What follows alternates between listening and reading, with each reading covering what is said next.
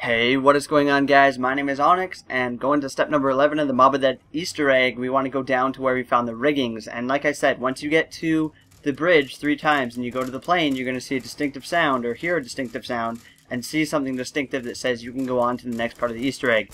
And down by the riggings, you're going to see the codes just flipping. Now, I just turned all of my music and sound effects off to all voices because you will hear some audio vlogs after you put in the 4 codes. But the 4 codes are going to be nothing pertaining to what you see on the wall. So after you got the riggings, you guys saw the code, which is going to be what, 153. It's all going to change every time you do the map. But these codes are not going to do pertaining to anything. It's going to be the codes on their shirts and the 2 codes we hear from when we pick up the spoon and when we get the 5 skulls. So the 4 codes are going to be 872. Once you put in that code, it's going to actually flip to 728. The next one is going to be 101, and that code is going to flip to 011. Next code you want to put in is 386, and that code is going to flip to 863. And then the last code you want to put in is going to be 481, and once you put that code in, it's going to be 814. Now, the next thing that's going to come up is really, really cool, and I like what the Treyarch campaign staff did with this. So what you're going to hear is audio vlogs from Ferguson. If you guys don't know who Ferguson is, that's the guard that we see in the cinematic and the guard that Albert Weasel thought he killed. And he's going to be telling the truth, so this whole truth that we thought when we were playing the map is totally false. So I'm going to shut up, you guys can hear it, hope you guys enjoy. So you want to know the truth?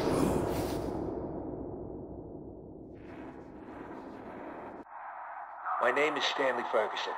I was a guard at Alcatraz from 1933 to 1942. Today, I'm going to give you some insight into one of the more interesting tales from the prison's history. Over the decades, Alcatraz has seen more than its fair share of daring escape attempts.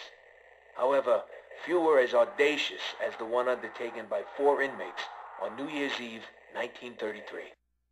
Thought to be the brainchild of an inmate by the name of Albert Arlington, the outrageous scheme was as unlikely as its mastermind.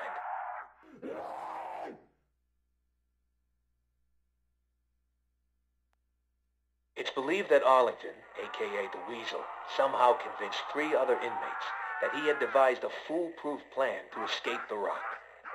It was a plan that would see them literally taking to the skies on a makeshift aircraft of Arlington's own design.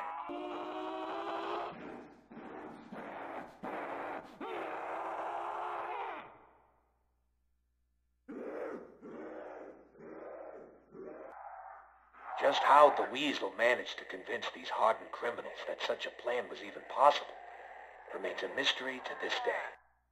What is known is that no such plane was ever built. Instead, the group's plans for freedom soon descended into bitter argument and infighting.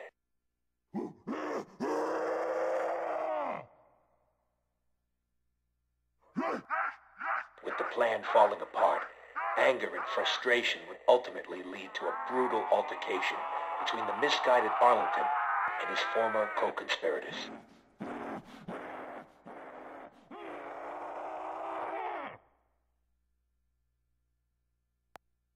Armed only with makeshift weapons, Finn O'Leary, Sal DeLuca, and Billy Handsome lured the unsuspecting Arlington to the roof, where they intended to exact a bloody and violent revenge.